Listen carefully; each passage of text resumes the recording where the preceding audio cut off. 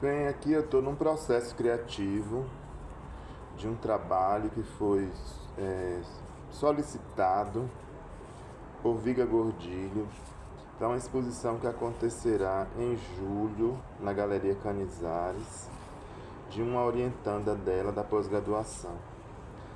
Viga foi por muito tempo coordenadora, líder do grupo de pesquisa Matéria, Memória e Conceito do CNPq, e eu, como colega hoje, né, e atual líder do grupo, fui solicitado de fazer um galho de loureiro para a obra, que vai ser o manto, e que no meu trabalho, na minha parcela, eu estou trabalhando em cima de Daphne, do loureiro, né? Assim como todos, mas eu escolhi algumas mulheres. A princípio,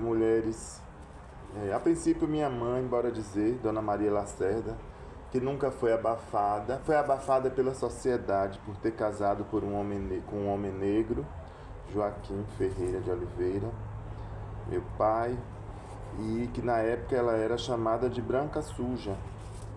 Por isso, uma sociedade machista. Imagine o tanto que ela sofreu.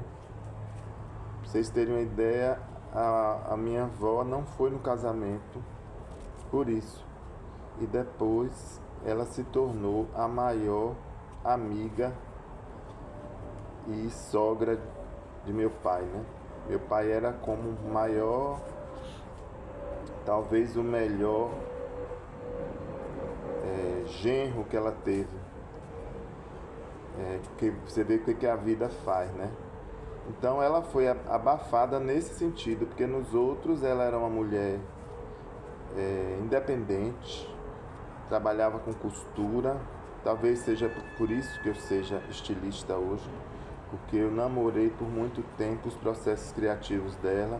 A feitura de flores era um grande prazer que ela tinha, de fazer flores no São João, flores para noivas, flores para decorar a casa.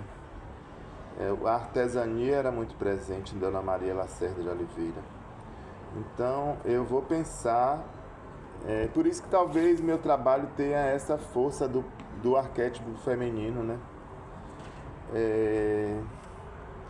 Então eu vou pensar primeiro nas mulheres da humanidade, de algumas culturas que sofrem muito pela opressão cultural estabelecida, colonizadora, esse corpo colonizador, né, que não permite que a mulher sente de perna aberta, porque é de mau tom, que permite que a mulher não se expresse.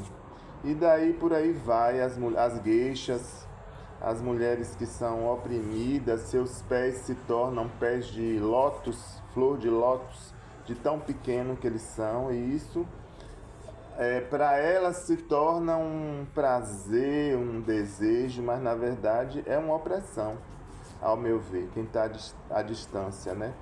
Depois as islâmicas com as burcas também tem essa opressão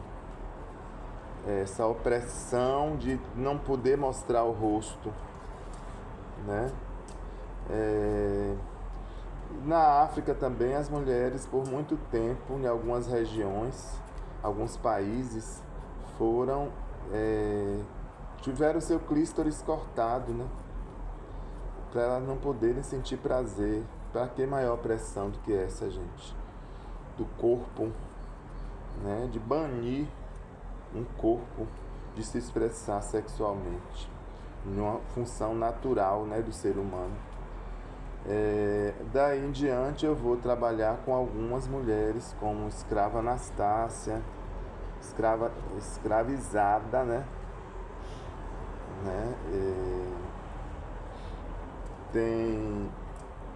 Eu vou buscar no Egito, talvez, uma referência de uma faraó que vai estar aí no nome, na legenda, que a história dela foi banida, foi escondida, foi abafada pelos sucessores, né?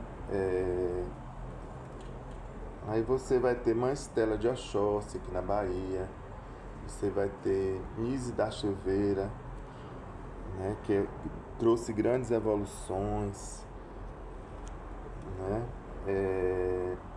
Algumas cientistas famosas, que são muitos nomes, estão logo na legenda. Bora citar Dilma Rousseff, né? Numa folhinha aqui, que teve seu governo praticamente recebeu um golpe, né, de Estado.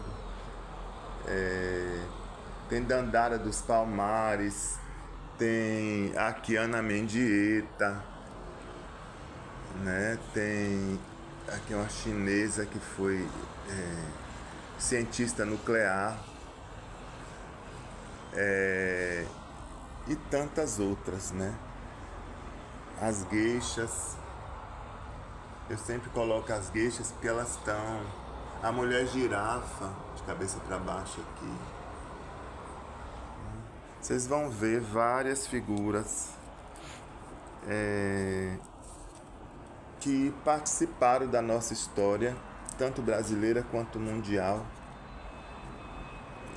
Camille Claudel, que viveu à sombra de Rodin, e assim por diante. Então aqui eu trago um pouco, né, desse universo feminino, do arquétipo feminino, que foi destroçado, foi abafado, foi banido, silenciado durante toda a história. Um pouco do galho, de como ele está crescendo, está no processo. Eu vou revestir tudo isso com essa fita floral, verde musgo. Eu aquarelei, trabalhei com tecido tactel, porque era o único que eles tinham lá na sublimação. Sublimei todas essas figuras, aquarelei, porque foi em preto e branco. Eu queria interferir, usei aquarela para tecido verde musgo e vou cobrir toda essa fiação com a fita floral. Elas estão bem flexíveis, do jeito que eu queria, e é isso.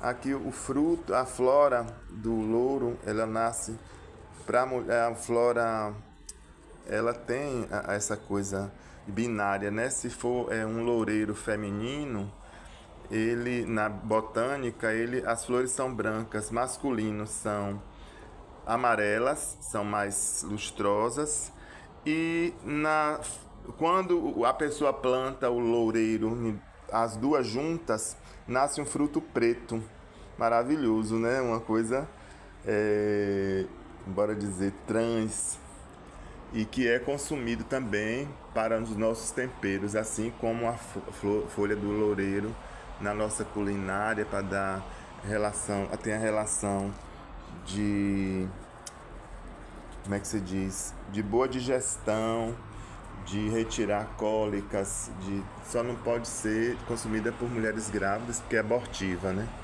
Mas de um modo geral, o louro é uma folha, uma erva que está presente no nosso cotidiano, e que aqui eu trago um pouco da história do louro associado à mitologia grega de Daphne, do outro vídeo, e a todas essas mulheres que foram e ainda são oprimidas, são banidas de se colocarem, de se expressarem, de contribuírem socialmente.